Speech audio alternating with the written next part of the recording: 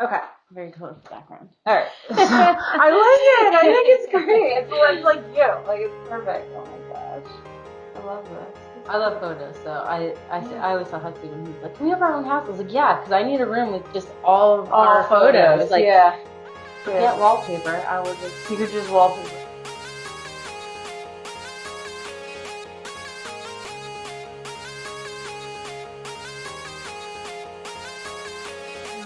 This is exciting. This is the first time I've ever done an in-person podcast, so it's all crazy.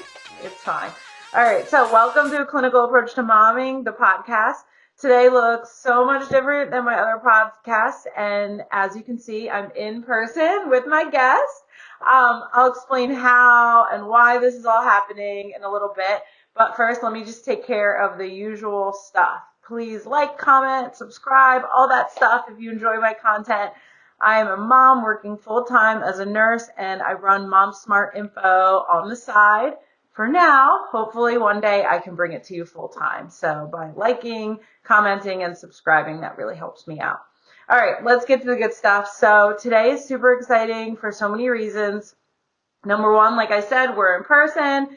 Number two, Jess is a very special person. She is a friend from high school, and we haven't seen each other. We were talking about it before. I thought that it was just like sometime after high school, but I think we literally haven't seen each other since high school. 20 years. Yeah. So we've like kept it, like social media, like we would talk periodically here and there. You got me going to November Project in Philly. Oh my gosh. I only went a couple times, and then I don't know, I got like really sick, and then I never went back, but still, it was cool. You did. Fun. Yeah. I went. And then, okay, ADD brain. The third thing that is so exciting about today is that we recently discovered that we live, I thought it was like 30 minutes. I put in the GPS and it said 24 minutes from each other. Yeah. So we're like river partners. So the Delaware River runs through, and she's on one side of the river. I'm on the other. Like literally I could like jet ski to your house and like hike it. Yeah, exactly. So as I mentioned, Jess is a friend from high school, and we haven't seen each other for so long. I follow Jess on social media, and her posts just always have inspired me and really just made me think about things. And as I started rolling out my Super Moms series of this podcast, I just knew that I had to have Jess on. And somewhere along the way, I already said that. I repeated it. I always have notes, guys, because if I don't have notes, I don't know what I'm saying. So, I knew that I had to have her on. And when we discovered that we lived so close, I was like, wait, why don't we just do this in person instead of a Zoom call? So this is as I mentioned, this is my very first in-person podcast. Yay! Thank you, Jess, for having it at your house, because I was like, oh, why don't you come to my house? But then I was like, I don't really have anything set up yet. And then I realized I don't need anything set up anyway. I just need like a phone and a tripod, and but Jess has a beautiful kitchen with a lot of light and I love this, all her kids stuff. So it's literally the perfect setting for this. Thanks. So as some of you know, my Super Mom series highlights moms that are just that super. And I don't really have one specific type of mom that I feature, because we really all inspire in our own way. I think if you're a mom, then you're very inspirational just from becoming a mom. But today's conversation is going to be just a little bit different than usual, because it's just going to be casual, like her and I catching up, talking about all things mom life, work life. And then the reason why I wanted to have her on was because I find Jess so inspiring. So I have like a few things I just wanted to highlight that I just love about you, and I don't even feel like I know that much about these things, and I want to talk about it more. So, whoa. Yeah. So talk about yourself a little bit first. Okay. Where you're from, what you do, your kids, anything about yourself. It's funny. I just recently started listening to a podcast about restorative justice, and the host asks the person 5 different times. I think it's 5. It might be 7. Like, who are you? Oh, cool. And I think that's really interesting, because my husband always gives me a hard time when I meet people. I don't go for the surface level questions. I'm always like, tell me about like your childhood trauma. And he's like, you can't ask that. And I'm like, But I want to know the person, like, and it's not that, but like, I don't know a good example off the top of my head, but I'm like, I want to know you, like, and so it's funny. I just got done with this Badass Moms course, and part of the focus for that was like, who are you outside of mom? Because I think as moms, we're known as like, oh, you're August's mom or you're Daniel's mom. And it's like, but I was a person. I was. And so like that I am sort of on the other side of like redefining me. Right. And who I am and what I want. So I really like that question. So, but my brain goes to like, oh, this is a mom thing. Like, oh, I'm the mom of 2 boys. Right. And I am. What else are you? Yeah. Right. But I am. I'm 38. I am. Wait, when's your birthday? January 1st. You just happy birthday. Yeah. You turned. I turned 38. Yeah, one more closer to 40. Yeah. So we're in the same grade. We graduated the same year, so that's why I was like, I'm almost 38. Yeah. So you turned before me. Okay. It's a good age. It's a good age for sure. But yeah, I am somebody who loves people. I love connection. I grew up always wanting to be a principal of a school. I don't know. Yeah, I don't know. I'm not. That makes sense though, like of who you were in high school. So like, and sorry to cut you off, but like Jess was the girl that, in my opinion, like you were friends with everybody. Everybody knew you. You were nice to everybody. You supported everybody. Like that. When I think of Jess Solly, because so that's her name. I think of Jess Solly. And you can't say Jess without Jess Solly. And I literally just think of like this ray of sunshine like through the school. So you would have been great as a principal. There's still time. No, yeah, so that's why like becoming a camp person and running a camp has allowed me to incorporate my love for kids and teaching and seeing people. I think that I just had a post that like spoke to, it was a share, but it spoke to like when you see people and you value them, like that's when they become the best versions of themselves. Yeah. And I truly think that starting with kids, like that's the foundation so they grow up into adults. Yeah. So I did go to school for education and did a practicum in the school and was like, oh, there's so much red tape. And it was around the time where they started trying to incorporate like touching on the elbows instead of giving hugs, and I'm a hugger. And oh my God. Like, what? How do you console a kid? Yeah. So I'm a compassionate person. I am an enthusiastic person. I enjoy life. I enjoy people. I enjoy fun. I'm spontaneous.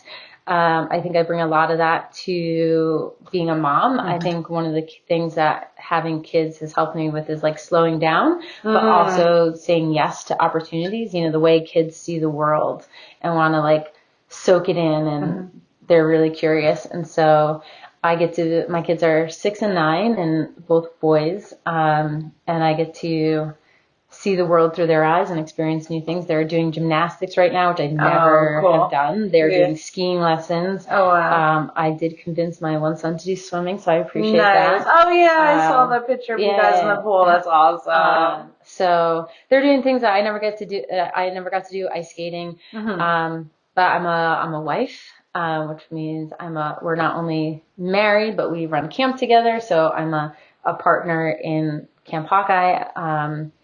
And I am somebody who wants to advocate for people whose voices are not heard as much in the world right now.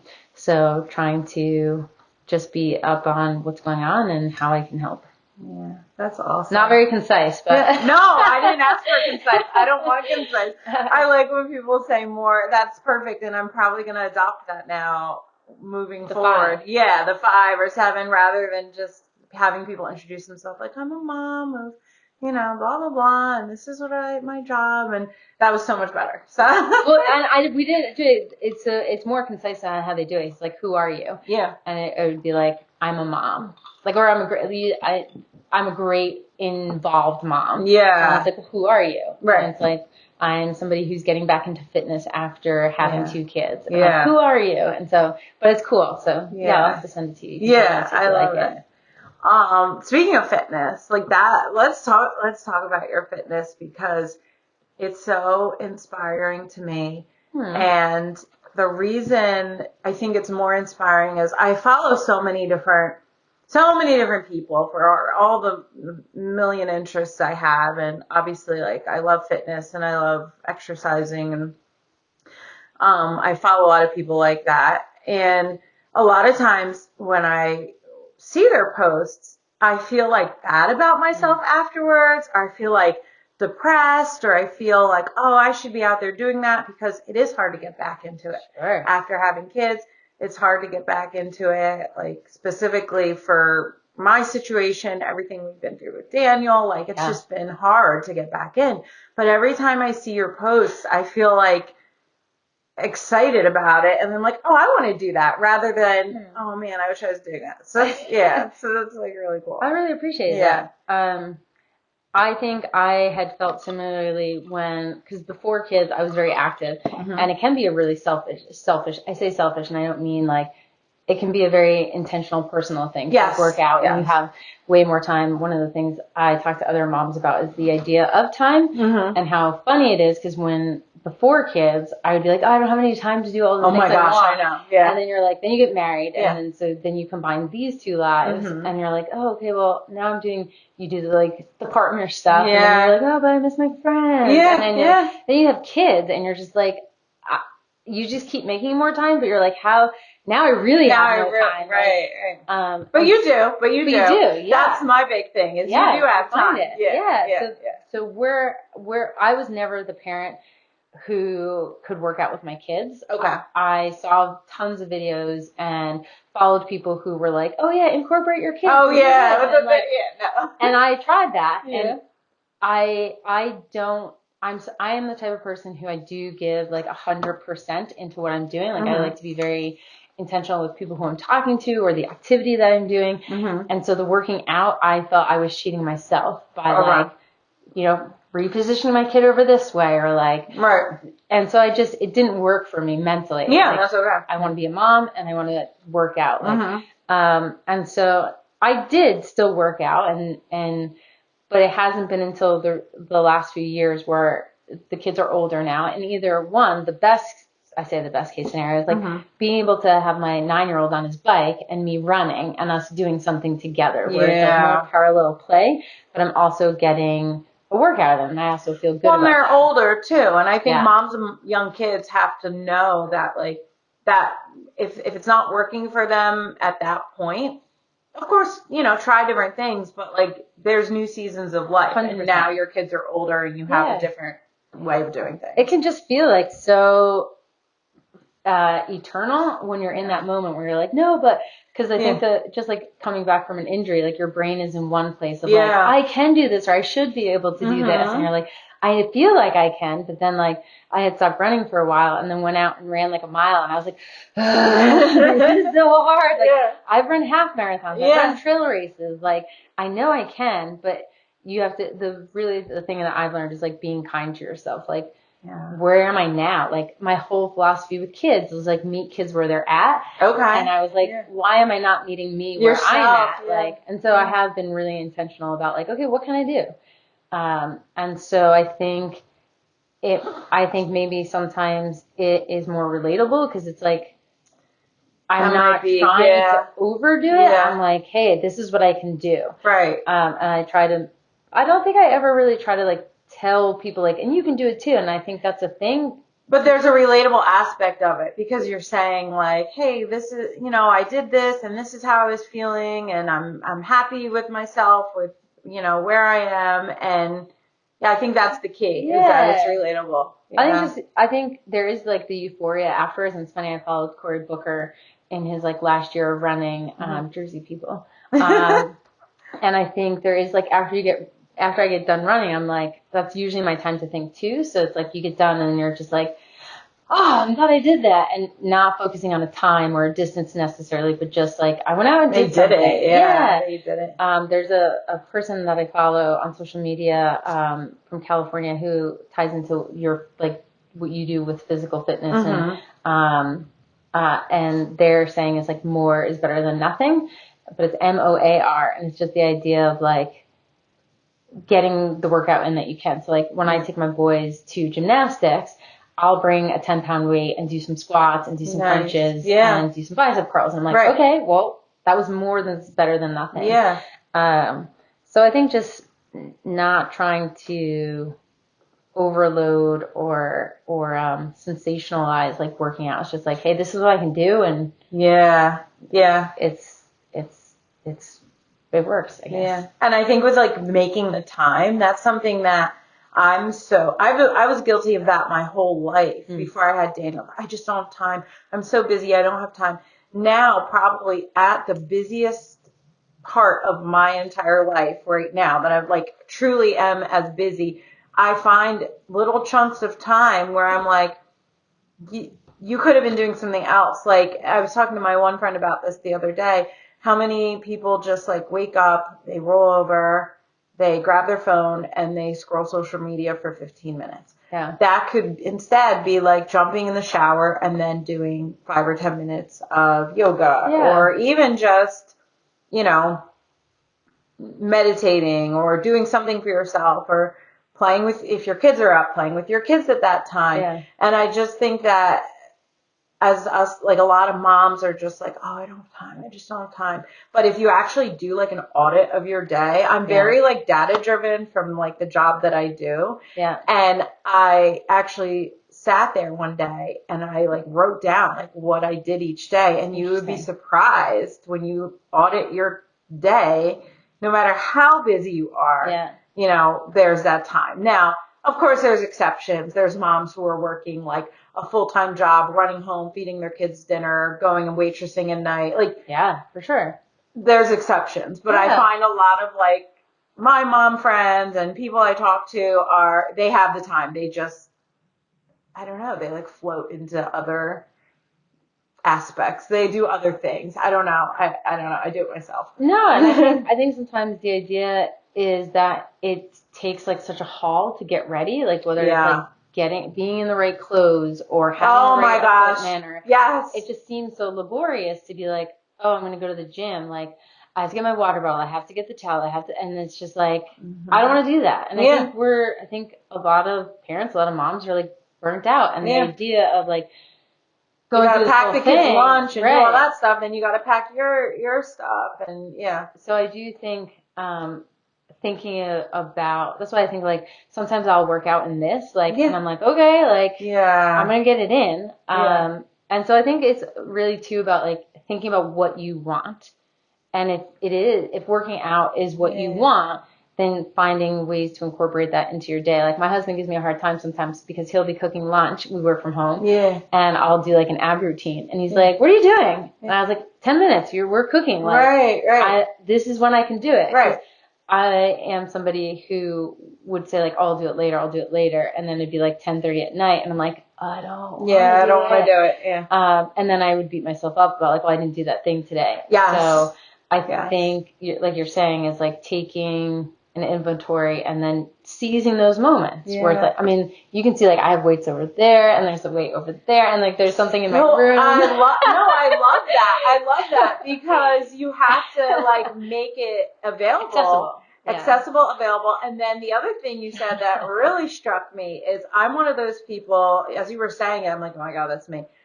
If I don't have like the right clothes, I can't work. If I don't have my earbuds, if I don't have, and like sometimes I think I just have to break out of that. Like you can work out without the headphones. I can, like, I would want my t-shirt to work out in. Well, if this is what I have and I only have 10 minutes, like I'm going to waste time. I'll probably go change my t-shirt, get caught up folding laundry, and then it's like, that time, So that's actually, that's like something I'm like taking a mental note in my head to work on, of being like, you can just do what you want to do in the outfit or attire that you're in. And that sounds like such a like almost silly like and simple thing, but I bet a lot of moms could probably relate to that. But it's also like, and something that helped me with that was doing Dressember, which I know we touched on a little bit, but like I wear a dress every day in December. And yes, so you tell me what that's about. I need to know. There was times where it was like, this is what I'm wearing. Like, yes, I'm still going to get my workout in or go to November Project or do the thing. Mm-hmm. And there's so many layers of that, which are so empowering because I'm raising 2 boys. Mm-hmm. And I want them to see women as capable people who can do whatever, and it doesn't matter what they wear. Like, and I think in school that was always important to me too. Like, I always liked skirts, but I remember my mom being like, you can't do that. You can't do cartwheels in a skirt. And I was like, what? Yeah. So at a very early age, I was like, I'm wearing shorts under my skirt and I'm going to do cartwheels. Like, I never wanted to be limited by something I was wearing. You did have skirts on a lot. Yeah, now when I think about it, that's so funny. Oh my gosh. Also, like, taking down the stereotypes of like girls have to be a certain way, or like, I like dresses and I like playing soccer. Or I never played soccer. That's not true. Basketball. I was with that early field. Were you field hockey? Nah, cross country. I knew you were cross country and swimming. Yeah. And track. It's funny because we were both into sports, but we did different ones. Well, basketball, but then I had the knee injury. You had the knee injury, and then I switched to swimming. Yeah. Okay. Yeah. After freshman year, it's hard to beat that year. Yes.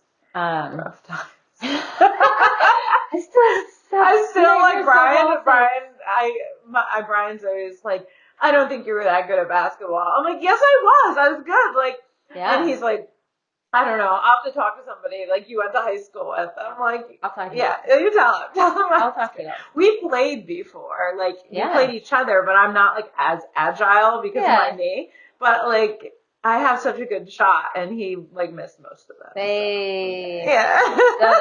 I was when I'm trying to relate stories to my sons about messing up, specifically with sports, I always tell them about the one game where I shot at the wrong basket after halftime when you switch courts, and I was like, you thought you were, I was like, yes, and then like the coach was like, Solly, sit, and I was like, oh, what did I do? And then I was like, that's the wrong net. Okay. Oh my gosh. Wait, was that freshman year? I think it was freshman year. So that would year. have been Delma, I think. Yeah. Yeah. And you know, I mean, she was tiny but fierce. Yeah. So fierce. she was like, Solly, sit your butt down. Yeah. And I was like, oh, but I was so excited because I was not, offense was never my. You were defense, but you were good at handling the ball too. Well, I appreciate that. I was filling way for me, but but I was just happy. I was like, I made it. Yeah. She's like, that's it. No, I was like, okay, well. Oh my gosh. Yeah. That's all right. I think we were still undefeated that season. Yeah, it was. So we had a great. So it didn't mess up the whole season.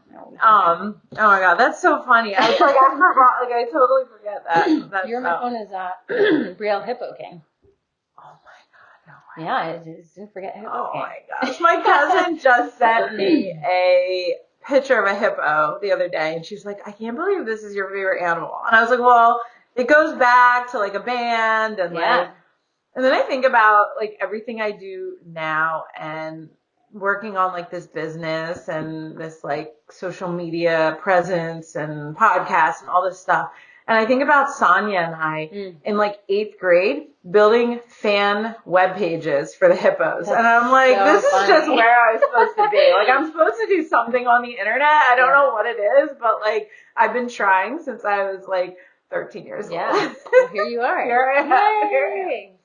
Oh my gosh. So tell me a little bit more about the Dressember. Yeah. Like the meaning behind it and everything. Yeah. So it is interesting because we don't know what we don't know, and there's so much out there in regards to helping people who don't have as much of a voice, like I said earlier. And I know it ties into it. So I do the mustache fundraiser. I've been doing that for 12 years. Oh my gosh. Yeah, this will be 13. Year 13. Wow. So, and running camp, there were some campers who noticed I was wearing a mustache.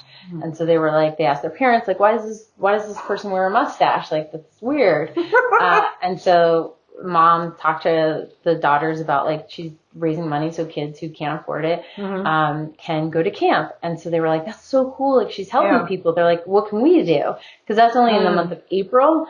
And I think this was a few months after that or something. Yeah. And so they looked up different organizations where they felt like they could help people. And Dressember happens in December. And it is bringing awareness to human trafficking. Okay. And the whole idea is you can do anything in a dress. And the campaign is like, it's more than a dress. Got it. So by wearing a dress, there's like the empowerment of like women in dresses and not sexualizing women. Right. And so the two girls decided to do that. And when on their campaign page, they had shouted me out and was like, thanks to Jess for being somebody who champions for other people, and we wanted to do something for us. And so I was like, the least I can do is wear a dress. Yeah.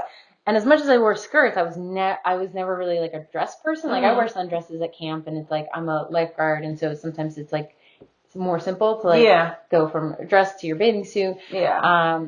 And then I think for me, and I know we had talked about, you had made a really nice point about like I don't just like post on a day and post something. Yeah. I think there is a lot of value, and it helps solidify the importance of doing things when it's more than a day. So like the idea of wearing a dress every day in December, when it's cold. I mean, I'm in Delaware, so it's not like super cold, but it's cold. Cold. Yeah, today's cold. Yeah. Today's cold. And tomorrow's not that 25. I know. But where's the snow? That's okay. I know. That's what my parents were saying. Like, does it snow down there ever? And I'm like, I don't know. It's weird. No. Yeah. I think it's the river. We're in like, a weird spot. Yeah. So yeah, I think this was my 5th year doing December. Oh, I didn't realize that. I think this is the first year I realized you were doing it. Yeah. But I just want to highlight because I wrote it in our notes. But I want to highlight what you said. What I said was a lot of times when people have a cause or they advocate for a cause, they post something, oh, it's this day or that day, or donate to this or that. And what Jess does, and this is one of the reasons why I find her so inspirational to my beginning point, is that she goes all in. Like, it's not just like, okay, I'm going to post about, awareness with human trafficking. I'm going to like write one post about it and like put a link to donate. Like, you wear a dress all December. And then people are like, what are you doing? Why are you wearing a dress? Why are you posting about wearing a dress? And then it brings awareness to what you want to talk about. Yeah, exactly. And I just think that's really cool because I don't see that a lot. I see people just like posting one thing here or there, or like mentioning something, or like putting a flyer up like that day, and then that's it. So yeah. I always go back and forth because I'm always like, oh, people like just tune me out in April with the mustaches, or like, because I'm like, hey, every day I'm coming at you. And that's fine too. Like I know I've gotten some feedback that like sometimes it's like a lot. Yeah. And this year it's funny with the mustache fundraiser. Usually I focus on like the importance of why kids should go to camp, and like when you provide an opportunity for them to go to camp, you're like helping them get 3 meals a day, and like they're in a safe environment, and like they're getting opportunities that will help build their future I was gonna say Rolodex, but just like their list of people that they know, their contacts and stuff. Support, and this year I'm really focused on the joy. I'm gonna focus on in April like the joy of like showing people that kids coming to camp, they experience happiness and joy. And so we'll see. Sometimes people don't want to focus on the sad because there's so much things that we can be consumed about that are sad and negative. I think spinning it a little bit of like, no, this brings so much joy and happiness. Like, so we'll see. So now when you do the mustache, you wear it everywhere. Yeah. Well, now they're tattoos. When you first started, weren't they like hair? Yeah. So the mustache thing came around. My husband was with some of his guy friends around a campfire, and they're like, very early days of camp and the Hagen Campership Fund, and part of our mission is bring a third of the kids to camp on scholarship. I never went to camp as a kid. My family couldn't afford it, so it's important that we give people access to summer camp. It's expensive. And so they were talking about like, oh yeah, let's do something like grow mustaches. And like there's November and stuff, and they were like, oh yeah, people like that'll get people's attention. Mustaches are creepy. I think your dad had a mustache, right? Yeah, my dad he still does have a mustache. Typical like top, so they were like, yeah, this is a great idea. And so they came back and they like presented it, and the nonprofit was like, okay, yeah, let's do that. And I was like, well, how am I going to be involved? Like, that seems pretty sexist. Yeah, and I don't feel like men growing mustaches is really going to get much attention. Right. Like, they're men. You're gross. You're a creepy old man. Yeah, like you can grow a mustache. Yeah, exactly. So, yeah, I wanted to I wanted to participate. Yeah. So I was like, I can do that. I can grow I can grow a mustache. Well, the first year actually I wasn't like, I didn't know enough, so I made mustaches out of like spaghetti, and I would just post pictures. It's so gross. Like I remember the one I did. Like I had toothpaste and spaghetti. So can you send me a picture so I can like splice it in? Yeah, Because I don't gotta be.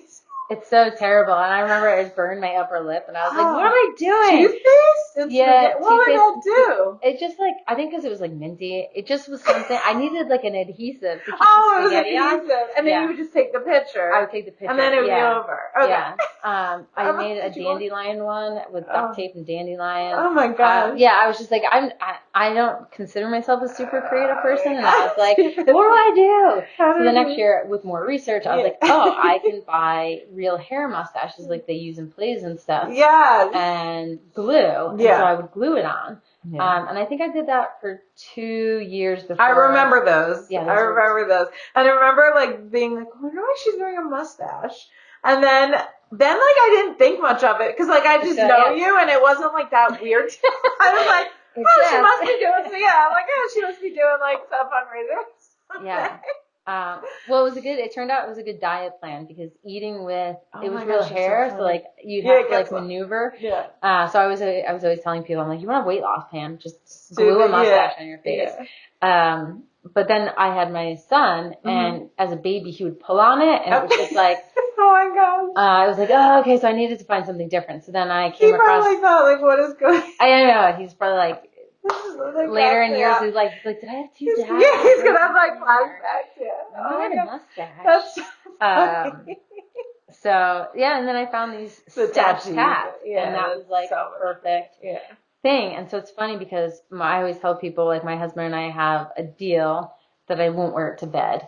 So like, because I thought I was like cheating. Because I was like, okay, men are growing mustaches for the entire month. Like, I can wear this. And my husband was like, don't wear it to bed. And I was like, well, then people are gonna think like I'm cheating. Yeah, like you're supposed to wear it all that. So if you guys go out like to the store as a 100%. Family, like it's on. So I wear contacts. Okay. So I always say, and like I've done some videos of like I wake up, I put my contacts in, I wash my face, and then I put a mustache on. So like it's tough because I work from home. So like there are some days where like I just have a mustache on in the house, and Garrett's like, do you have to wear that thing? And I'm like, yes. What if like a neighbor comes by? Right. So he's used to it now. He's like, okay, like. But like, what do you do? So these don't come off at night though. These, I'll take them. So I take out my contact. Yeah. I wash my face, and then it comes off with alcohol. Oh, you can take it off. Okay, so you haven't broken the rule. I don't sleep with it. Okay. I like to stay married, so we have the. So that's your little deal. Because I was gonna ask, what does he think of it all? Like, he probably thinks it's awesome, like why you're doing it. He appreciates my commitment to the cause, but he's also like, and it's like the same thing with the December. Like, there are some days for me more with December because I'm like, can I just wear pants? Yeah, like, you miss pants after a while. Sure. But with the mustache too, like with COVID the last 2 years. I had to get a mask, like, for lip readers, like, so that you could. Yeah, we have done that one of our. But sometimes people are just like, what? And they don't really know. Wait, so you got the mask for lip readers that had the clear part, so people could see your mustache. Yeah. Oh my gosh, I love it. Because I was like, I'm wearing it. Like, I want people to know. And those masks, I'll tell you, those ones with the clear are rough because one of the sites that I work at. It's Valley View. It's a site for deaf individuals, and so we all wear those masks. Yeah, and it's like masks in general are a challenge, of course, because it's like over your face. But those ones are like, so that's a commitment. Like I wore it because I had to. I needed to like communicate with people. You were like, no, I just want you to see my mustache. Oh my gosh, it's hilarious. Yeah, so I'm hoping like this year. There will be a little bit more visibility here. Where when we were in New Hampshire, like people knew at the bank, at the grocery store, like, oh, it's April, Jess is wearing her mustache. Okay. So like fundraising was like people looked forward to it. Yeah. They're like, this is so cool, you're doing that. Yeah. Like, the library. So reestablishing sort of myself down here. Yeah. How long have you been here now? This is our 3rd year. Okay. So we moved right in the pandemic. Oh, so right. Like, that's what. Yeah. We didn't meet anybody for a year, and everybody's like, stay away. Okay, that makes sense. Yeah. That must have been hard too for you being like such a people social person. So where there's light. Yeah. So yeah, I think I try to get my boys to wear tattoos to school, and Okay. they haven't. Last year they were like, we're not doing that. So every year I try. Like they'll usually pick a day on the weekend where they'll at least take a picture. So Okay.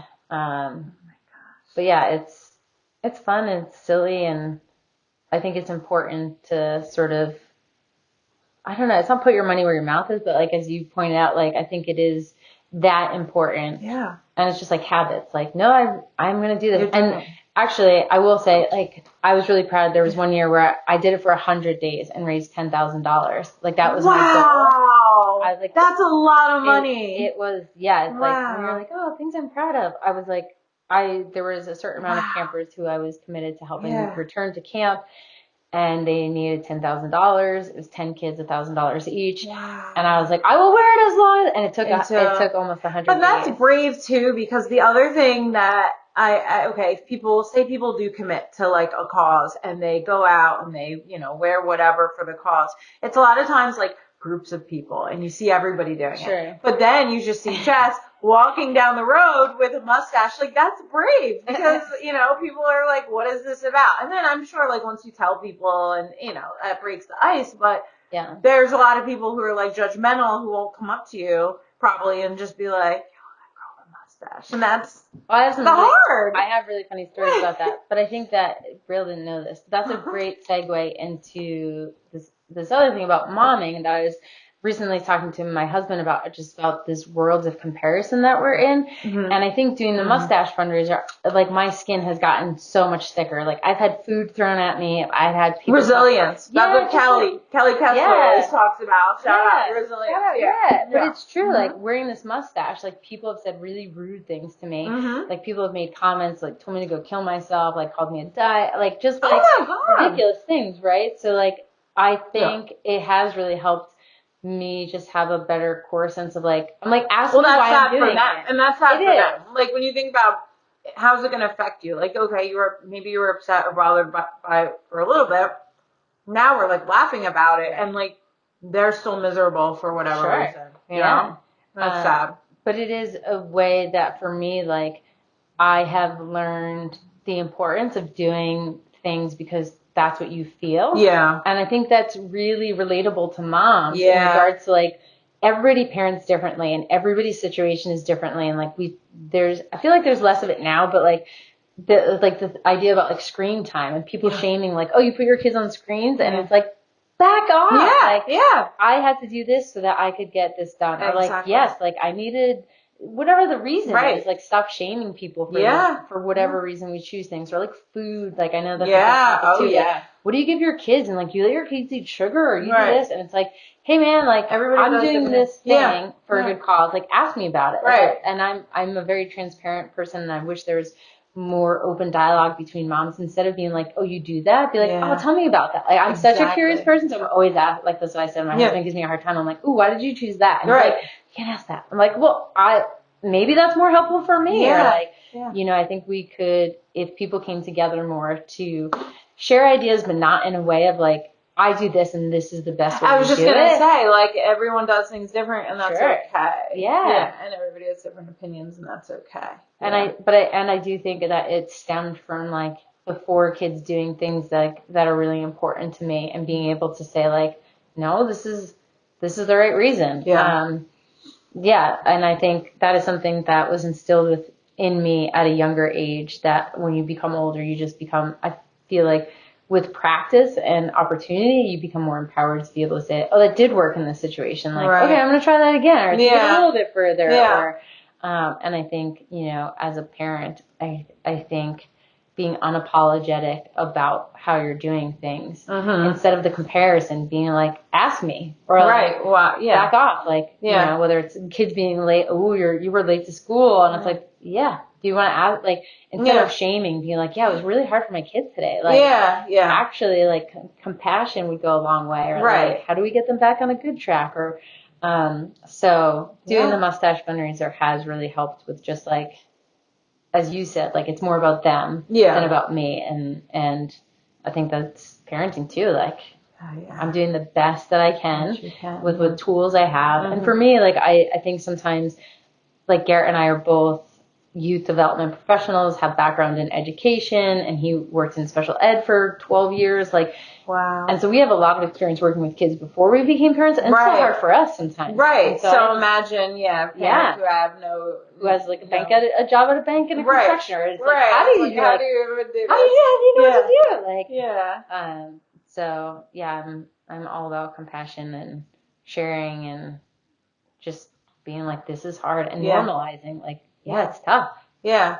I was listening to something I don't remember if it was a podcast or YouTube or something. I think it was a YouTube about just how different being sad or negative feelings or anxiety or depression are looked upon as things that have to be fixed immediately. And that is where we get into trouble, I think, as a society. Like, oh, you're anxious? Okay, here's X, Y, and Z. Take this pill. Yeah. Take this pill. Do this. And it's like, well, wait a second. How about you can just be anxious? Like, and what I think is one of the things that is issues with momming is, okay, you're anxious and you're a mom, and you sometimes can't just be like, okay, well, I'm anxious. Let me feel this and be like in this moment, because you have to go work 60 hours a week, and then you have to go, clean the house and do this and do that. And so we have all this stuff piled on top of us, and we still have all these same feelings of, I always compare to like our ancestors, like back in the day, like you would get anxious, you would get depressed, you have that fight or flight response. But now we have all this technology and all these things piled on top of us that it doesn't like all jive together. I think I'm explaining it like I think you're getting, it's just kind of like we have to not feel that way so that we can just like keep pushing forward. Solution, move on. Like, I think there is that pressure. And I think that us as moms have to sit and like slow it down the best that we can. Like, we have to control that, because society is not going to fix that for us. Society is going to just keep pushing, keep moving on. So we have to have like skills and tools and strategies to slow it down for ourselves, rather than just say like you said, like, oh, you're anxious. Oh, I've been anxious for a couple of weeks. Here's some medicine for that. I'm not saying that there's not a time and a place for medicine. Sure. There is a time and a place, but I think that it's so many times, if people could just like chill, and like figure it out, it would pass, so. Yeah, I think one of the things that we try to do in my house, is also like talk to the kids about it. Like, I think there's an even more disconnect this day and age than like when we were growing up, like, with our parents. Like, my dad would say like, he grew up in Catholic school and kids are supposed to be seen, not heard. And like, not that he necessarily said that, like, well, he did say that. So like, yes, he did. But like now my kids are, and sometimes like, it feels like they just think everything's about them. And it's like, Mom and dad have like a whole life too. My son today was like, I'm not going to school. And I was like, okay, there's so much going on today. Like, you are going to school. Like, and he's like, no, I'll just stay here and it'll be fine. And I'm like, this is not, because he didn't do his homework all the way through. And he was like, didn't want to go to school and not have it. But I think like, we talk to our kids about like, I'm so transparent with my kids, like when I'm having a tough time or I'm frustrated, and like they know. And so it's funny, like my 6-year-old was in school and had a situation where somebody pushed him, and he and the kid and the vice principal were talking, and the feedback the vice principal gave me, she's like, he's like a 5th grader. He was like, if this ever happened again, like these are things we could do. And I was like, well, yeah, I mean, we break down, and we probably over talk her, like, but we talk a lot about like why things got caused, what we can do better, like how can we recognize the situation and do it differently next time. But like, my kids know, like, I'm a real person. And like, I get frustrated and I need to take space or need to do something. And so I think having that like not feeling like we do need to, as parents or moms, like that we need to keep it all in order, because there is that stigma, like, moms are supposed to know like all the kids' schedules and like what they are eating that The week. mental load. The mental load. Don't get me started on the mom mental load. And that's what I call like, I call it like the mental bandwidth. It's like moms have to have, there's so much going on in there. And not that dads don't. Yeah.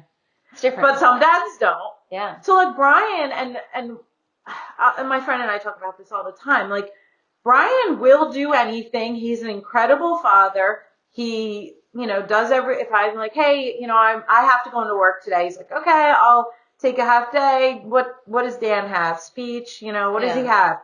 Okay, he has speech therapy. All right, just text me, let me know where to take him when, right? But like, I normally just have to know that. Like, no, I'm not getting a text on my phone like, leave at 3:45 for Dan's speech therapy, And I think that happens a lot. Now, single dads, different. Maybe sometimes it's opposite in some families. But I know the majority of, like, my friends and, like, the moms I talk to, the moms have that mental load. The moms keep the calendar. I have, like, a whiteboard up that sometimes stays up to date. Other times it's like, it'll be February and October's is still up there because I have a hard time doing those things. But like I carry all of that. Yeah. And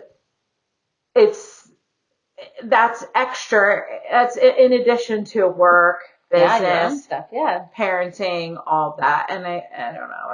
I don't know what the solution is or the point of it is, because I feel like somebody does have to carry all of it, because to coordinate like a whole life, there has to be a master. Right. There has to be like one like coordinator, I feel. But I don't know, maybe there doesn't. I don't know. I don't know how to fix it. If anyone knows like tips, let us know, because I don't know. Do you like switch off? Like, all right, you deal with everything for a month and then I'll deal, like, I don't know. I don't know what the answer is, but I find that moms take that mental load a lot. Yeah. A lot. How is it in your family? Do you think that it's even? Do you think you take most of it? I don't want to get you in trouble. I am very grateful, and I appreciate. Garrett is very structured and scheduled. Yes. So he's got everything on like our computer calendar. Oh, nice. I'm a tactile, tangible person. Okay. So, like, I won't look at our digital calendar. The digital. It doesn't. I don't like it. Calendar. That's my calendar up there on the wall. Like I'm a very I'm color coordinated. So purple's for like kids sports and the yellow for these activities. Yeah. And so like, but he has all of the scheduling down to a T. It's the things about like, is August eating mac and cheese this week? Because last week he went through 8 boxes, but no, he doesn't like that. Right, this week he doesn't like it. He'll make something, and I'm like, oh, they're not going to eat that. And that's like, that's in your yes, exactly. We've got he's out shopping now for the kids' birthday. We've got 2 kids' birthday parties this week, and he's like, what do they like again? And I'm like, oh, they like this and that. Yeah, that stuff. Yeah, our neighbor's uncle's cat, like I know that name, or like the social aspect of like, but like he's out shopping, which is good. Like Brian the same way. Like Brian likes to be involved. Like we had a birthday party a few weeks ago, and I was like, oh, I gotta get a gift still, and he's like, oh, Target's right across from work, like I'll go. And then he's like, how old's the kid? And I didn't have to tell him. I just told him, oh, it's a girl, she's however old, and he picked out perfectly good gifts. So that's good. Like I feel fortunate for that, but then like you say, it's still I had to know like that the party was that weekend, what time it is. It was a little girl who liked whatever Barbie thing. I don't know anything about what they're those types of toys. Yeah, I have a little truck guy. He just loves like his truck, so I have no clue. But like it's those extra little things. But then I try to think about, maybe there's things in his mental load that I don't carry, right? Yeah. Like maybe, like I know he worries about the finances a lot. As a man, like he's that person. Yeah, he is that man of like, oh, I have to make sure I support my family and blah, blah, blah. Even though I make more money than him. Not by much, but if you like looked at our salaries at work, like I make more money than him, but he still feels like he needs to be the one to provide and whatever. And so I know that stresses him out a lot. Probably like house things that I don't even think about, like light bulbs going out. And the other day I walked downstairs in my basement and the light went on and I was like, what? And then I was like, and we have a pretty old house, so it happened again. And I was like, oh, there must be like a wire like loose. Like every time I like stepped down, I was like, oh, there must be just like a wire loose. And then he was downstairs in the basement. I moved his desk down there. I'm gonna make it nice, but right now he's literally in a basement with his desk. It's very sad.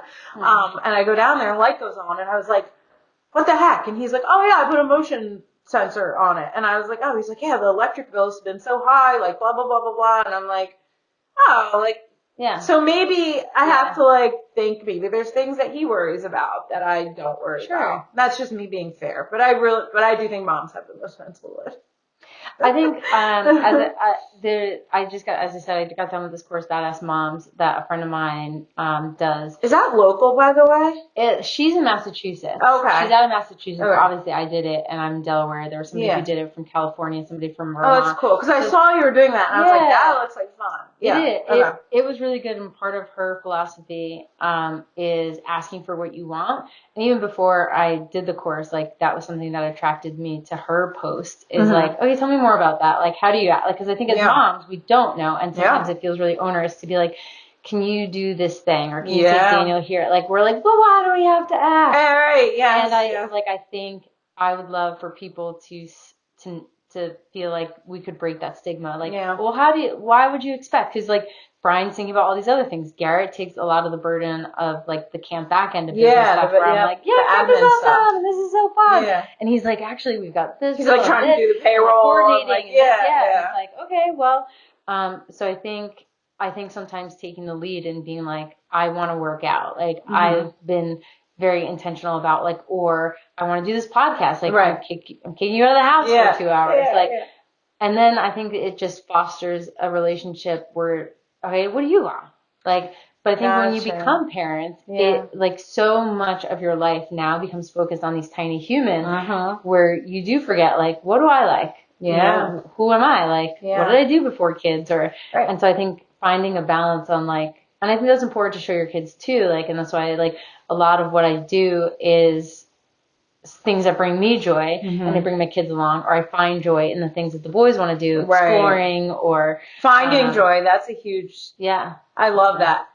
My bracelet says I choose joy. Oh, I love that. I'm going to have to get one. I love that you have it on there because I think that as moms, a lot of times and I'm saying we, but I don't necessarily mean you or even me, but I see this. Now, I know social media is always just like a little piece of people, but even like my friends who I'm with in person all the time, I just see them choosing negativity all the time. And it's hard to like help pull somebody out of that. And I do it myself too. I mean, everything we've been through with Daniel, it's every day I have to literally be like, how well he's doing now and seeing him every day, it's like, that's joy. But like, when he was in the NICU, I did have to literally choose joy every day because every day was like up and down. We don't know what's going to happen. So anxious.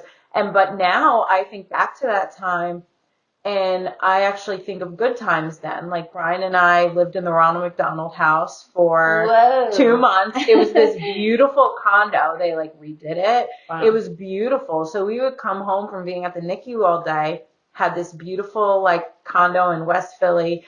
People sent us money and gift cards to go out to eat dinner because like, you know, we were like living there.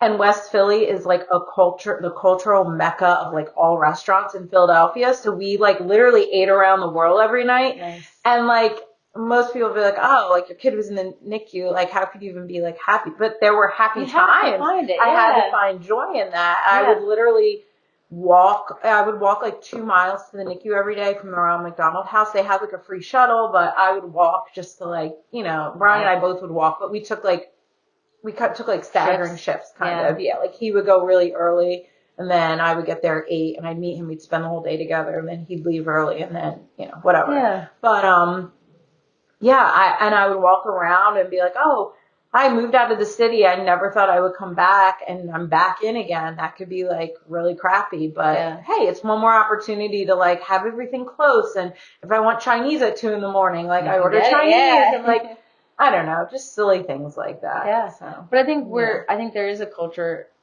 around parenting, and specifically moms, where it's like there's so much comparison. Yeah. And with social media, like I know a lot of people talk very negatively about social media. I'm somebody who I'm always saying like, no, social media is good. Yes. Use it for the positive Yes. and change the mindset instead of being like, oh, that person is doing this. Like, again, I go back to like my own curiosity and being like, oh, well, what is that? What does that look like for them? Right. But I think we're like, things are hard and we don't share. Mm-hmm. And so it's like I actually had a camp parent that told me like, oh, you're posting all this good stuff. Like, well, I really want you to be more real. And I was like, I think I have a good level of like transparency. Like transparency. Like, but also like it's yours. Oh, I'm getting defensive. No, I'm like, but it's yours. Like you can post what you want. Yeah. My husband was like, what? But like I also think I so believe, I'm gonna get emotional, but I do believe that we have a choice to choose and to look at the positive. Like if we perpetuate the negativity and like, my kids will throw tantrums. Like I told my husband this morning, my youngest got up at like 6:50 and came out here and turned on the TV, and I came out at like 7:10, and he goes, Mom, I hate it when you get up in the morning and you're out here. And like, that's what he said to me. And I was like, I was like, hey, Hux. I was like, can I? Wait, this is your today? My 6-year-old. Your 6-year-old. Oh my god. Because he wanted to watch TV, and like, and he knows like I'll come in and like have him turn it off and we'll talk. But I was like, hey, Hux, let me reframe that for you. I was like, it sounds like what you're saying to me is that you're upset because you think I'm going to stop you from watching the TV that you want to watch. Yeah. I was like, what I heard is like, it was really sad. You told me you hate it when I come out here. I was like, do I ever greet you like that? And he's like, no. Aww. And I was like, so, do you hate that I'm here, or do you hate that you think you're gonna, and we don't use hate in the house. Right. So, I was like, or do you like not want to stop watching TV? He's like, well, I don't want to stop watching TV. I was like, can you say that to me instead? Right. Mom, I'm happy to see you, and I would really like 5 more minutes of TV. Yeah. And he's like, okay. But like, I could be like, that could set my whole day off, and I could be like, my kid said he hated seeing me. Or he hates me. Like, you can internalize it that way. Yeah. But like, choosing to go spend 5 minutes with him on the couch and have a snuggle and watch what he was watching. Yeah. He was watching Spy Kids, and like, and then being like, okay, let's turn off the TV together and eat breakfast. Like, that's a choice. And I do think people don't feel like they have choices. Yeah. And I as like Matrix X as it sounds, like I want people to free their mind from thinking like I have to be in this box, or like it has to be a certain way in order for it to be like good parenting or a good day. Yeah. And like, or I like the word seasons, what I was using. Like, you can change your season. Like, that was the season before, and now you can change it. Yeah. And you could change it 2 days from now. Now, you know, you're in a new mindset. Yeah. Like, you can do what you want. Like, you literally can do what you want. Yeah. Like, and I think the way that you talk to your son, I feel like us as moms need to talk to ourselves that way more.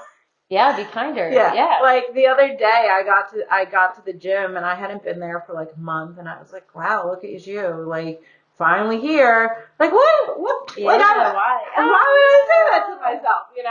And then after I worked out, I was like, well, that was good. And, you know, I went tanning, which like always makes me feel better, like in the winter. And I was just like, you know what? Why did I say that to myself? Like, I should have just been like, wow, this is great that you're here. Or don't even say anything. Like, if you don't have anything nice to say, don't say it at all. Right? You can say that to yourself too, I feel. No, I think celebrating small moments. I think sometimes when, like, because I've done a lot around, like, working in the business world for a while and, like, trying to pursue that. And then, like, people are so goal-oriented. Yeah. And I think a lot of people do themselves a disservice because they have, like, these big goals. Where, like, for me, I've done the same exercise since probably May of last year. It's, like, an ab routine. Okay. And it was, like, it takes 7 minutes. Nice. It's a little bit longer now because I have upped my weight and I do more reps. But, like, for me, it was, like, just 5 days a week, like, the 7 minutes. I say, for me, it was very tangible. Yeah, Like, as you said, breaking down your schedule, you're like, I have the time. Yeah. So I was like, okay. And usually I do it in the morning, so it's done. But like, that has been something that really grounds me because it's like, that's the constant. Right. And I think if we just had like bite-sized things as parents, as moms, to like, for ourselves. Yeah. Like, I think helping us realize like we're not doing everything for our kids. Because sometimes I think when the kids were younger, I definitely felt like that. Like, I can't even be my own person because these kids need everything. And then you have your partner who's like, but what about me? Yeah. And you're just like, wait, what? Yep. What about me? So I do think, I have that one. But so I do think, like my piece of advice is like, find something for yourself. And that could be having a cup of coffee. I take my cup of coffee and I go stand on the porch every morning and I take whatever amount of time and I just say like, thanks for today. Like, I do my little bit of gratitude. Yeah. But I do think like if moms had something that was theirs, something that was like, this fills me up. Yeah. There would be less, what's the word? Resentment. Right. To their family. And it's not like, I mean, you don't resent your kids. Yeah. Or we do, and then we feel guilty. Yeah. And we're like, oh, you're the reason I can't do this. And then we're just like, no, that's not true. I feel bad. And then we beat ourselves up. But I think if we could just take some moment of our day, like this is dedicated to me. And it could be little. Yeah, it could be little. 100%. I think that's the problem with a lot of moms is they think they have to have this like whole big thing. Yeah. Like they have to, write this whole journal entry a whole journal entry. Like, no, literally just write, I'm happy I woke up today. Like, literally that's all you have to write. Or just say it in your head while you're drinking your cup of coffee in the morning on the porch. Like, but it has to be something, I think the key is that it has to be consistent. Yeah. And it's always practice. Like, you practice gratitude and you practice all these good habits because then when stressors come, you already have these things in place. And that's what's key, I think. Absolutely. Yeah. And it doesn't have to be big. And that's what I was saying. I think moms get caught up that it has to be like this big, extravagant. Take a yoga class. Yeah, like, I'm going to take a yoga class, every Tuesday night. But, like, no, you're not. Because, like, things are going to happen. Right. Like, you're probably not going to. Have you done it the past 10 years that you've had your kid or whatever? No. So, like, start small. Yeah. I have my best friend who lives in Florida. She did yoga for a very long time. After her son was born, like, she was really consistent with every day. And then, like, she fell off. And now she's back to it. And she started a social media with it. And so that's helping her because she's showing up for other people. And she's like, Brielle, every day I'm getting like a few more followers. And so for her, so sometimes you need like that accountability too. 100%. So for her, she needed that accountability and she's been consistent at it. I don't even know how many days it's been, but one of the biggest yoga people for people who like do it on YouTube, Sarah Beth Yoga, just commented on one of her things, which is huge. It's like that's like a huge like dopamine hit, right? So like, but it makes her want to keep doing it. Yeah. But not even just that woman commented. How about all the other moms who are like, oh, you're such an inspiration to me. Oh, I started just like watching your video. It's cool. It's tangible. Yeah. So I think the key, in summary, the key is, a very small thing consistently. And then if you need accountability, find someone. Yeah. 100%. So. I feel like so many things I was talking. Wait, but what's the coolest thing is that like you live so close. Like this is so cool. It's wild. Yeah. So the one thing I want to know about camp because I'm just literally so fascinated with like your life and the fact that you like have this camp and all that. But the other thing I just want to like get in before we forget is I saw the other day that you did a cold plunge. Yes. And I'm super like for it. Yeah. I'm only about like halfway through Wim Hof's book. Okay. Yeah. But I started doing like the cold showers. I haven't actually done a cold plunge yet. I think the showers are harder than the plunge. So that's what I was kind of thinking because like first of all you have to like I call it doing the hard thing. So every morning when I do the hard thing, do it, and I turn it, but it's like scattered all over you, and so I'm like I really want to do a plunge. We have a hot tub that the pump broke, and Brian was going to, like, deflate it. And I was like, no, keep it up. I'm going to fill it with water to do a cold plunge. But I don't care. Like, we could do it literally anywhere. Like, I don't know if you have a river, we could go out back to my river or the pond. I want to do a cold plunge with you. It's funny. We have a river. If you walk to the end of the road, you can go into the woods, and there's a creek. And that's where I've done it a few times. Yeah. It's not really. I couldn't find a deep enough area, so that's where like sometimes I'll say to myself, which is contradictory to what I've said earlier. Like I'll say, I'm like, that's cheating. Like I ended up my diet. Or, but some people that I know who do it are like 30 seconds in chest deep water is also good. Like there's anything, really anything, right? Yeah. And so like I try not to be. We just got rain barrels, and so I was like, oh nice. So like that. I was like, I can go in that. Yeah. Well, if you want to come over, and I will do if you want to come over, I got a thermometer too, so I was like, so I'll fill the hot tub with water. Well, I'll wait until like before we're gonna do it. Yeah, it has to be. Excuse me. It has to be. I'll have to fill it on a day that like the hose isn't frozen. Yeah. So I'll like not this weekend. Plan. Not this weekend. Yeah, but I'll fill it, and then it'll be cold enough. So. I've always been intrigued about like the mind over matter situation, and as a cross country runner, I was always very mentally motivated by like, if I'm being so transparent, I was always like, my brother's in trouble or my sister's in trouble, and like I want to get to, like I want to be able to get to them. Okay. And I know that's like a weird, but I always wanted to, and fitness for me, I've always wanted to be fit enough to do what I'd have to do in functional like, worst case scenario. Or just like, and keep up. And so like the cold plunge for me is I've never been a cold person. And actually the Workout Group November project, when I was in Boston, shout out to Amanda Ayers, she got me into that. Thanks, Amanda. Was all year working out. And I was like, oh, but I have asthma. And so like running in the cold makes me like, and I didn't like it. And then I was like, but I want to do it. And like, so I started that in Boston, and I was like, I'm a badass. Like, I was like, I can do things in the cold. And so that, and my husband does winter camping, and so he's always like, it's like negative degrees and we camp. And that's a man, like that thing, he does that with his guy friends. And so like, I don't need to be part of that. But right.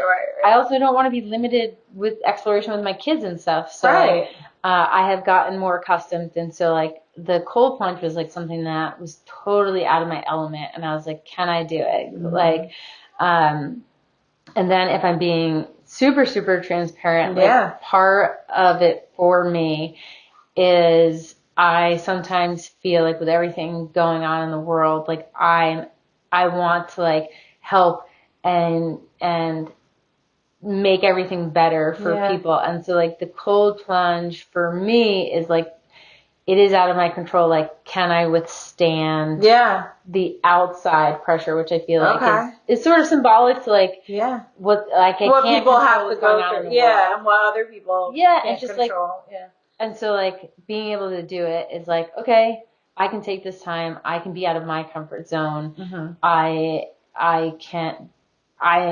don't know. It's like a mind over matter. Like, do it. Yes. It's the tough thing. Like, it's not going to hurt me. Like, it's not. I guess it helps me build resilience in an intentional way. That and the reset afterwards, like, I do feel like calmer. Isn't that interesting? Like, okay, like you feel like very intense in the moment. As I said, I don't like the cold, and I have Raynaud's, so my circulation's not great. And so it's just like, okay, now I can do this. And so that actually got me through pregnancy or my birth. I gave birth naturally both times, but like the second one, I had learned about this breathing method. And so like for me, an athlete, it was always about like timing. So like I had an app that kept track of the contraction time, and I was like, oh, that's only 1 minute and 30 seconds, or like in between, like I can withstand you can that. Withstand it for that long. And so it's like, oh wow. So for me, it's similar. Like I'm like, okay, I'm doing this for 2 minutes. Like, okay, breathing. And so well, it causes. I mean, from a scientific standpoint, it does cause chemical reactions and changes in your body. So it's not just. It is your mind, but it's not just your mind. It's physical too. So there are good benefits to it, and it's not for everybody. And if you have certain health conditions, like talk to your doctor first, all that stuff. But I've wanted to do it with somebody because I think it would be so much fun to do a cold plunge like with somebody. And Brian is like, no way. And I have, like none of my friends like who live close enough would do it. I have a couple friends maybe like afar that would do it, but we don't No, get together. I'm there. Yeah, yeah. I'm there. And then like, yeah, I think it would be fun. I think it would be fun to do it in like, in the tub that I have, but I think it would be more fun to do it in like a nature place. Yeah, it's funny, the thing about the nature is you have to choose to like step in. Yeah, Like and you have no control. Like, no. like with the tub, like you kind of have control of like the temperature. You could, I don't know, like Make it less probably, yeah. And if it's a tub, it's like on a warm sun. I guess it's a stream on a warm sunny day. It's not as cold either. But I feel like you just have like no control when it's nature in general. So yeah, and I did get a thermometer, but I haven't been down to the creek to check what that temperature is. But like I looked online, and I think the last temperature maybe it was maybe 42 or something, and I was like, I think that's okay. Like, yeah, that's good. I have good. clothes. Yeah, like, that's good. Even if I like freeze. Like, I mean, there's people who like break through with the ice. That's what I'm saying. Yeah, they break through and then they like go in, and I'm like, oh my gosh. But that's the thing too. Like, I think my mindset is like, in not a negative comparison way, but like there are people who do that. Like you watch any of Wim Hofmann's videos, and you're just like, okay, like. Yeah, these people are doing it. This isn't out of the realm of possibility. And I'm such a tangible person. Yeah, like 42. Like, oh, okay. 42 is only 20 less than 62. I'm like, you swim in 62 in the summer. So, I like that mindset. So I also think raising kids, like I took my youngest, who's right now in the more adventurous stage. Like he came down with me and he's like, I'll do it with you. And he put his feet in and he's like, no. Yeah. But like, I think it's important as a woman, again, going back to like gender stuff, like to show my boys, like I'm capable of doing anything. And in this case, more than you are. Yeah, like, obviously it's the age and whatever, but like,